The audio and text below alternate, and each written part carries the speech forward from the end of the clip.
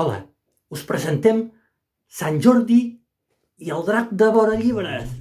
Aquest sóc jo! És una història de Sant Jordi molt divertida i original. El cavaller Jordi ha d'anar a matar el drac. Sant Jordi entra dins la cova i el drac es desperta molt enfadat. I tant que em vaig enfadar! Em va despertar! Me'l volia menjar!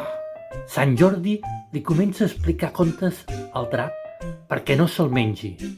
Cada dia un de nou. Sí, la Caputxeta, el Patufet i molts altres. Però s'inventava coses. Així, Sant Jordi es converteix en un autèntic contacontes.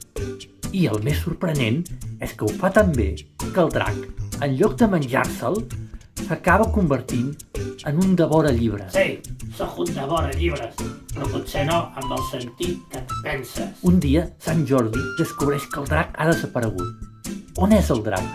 Quin una se n'organitzarà? Haureu de llegir el llibre si voleu saber com acaba.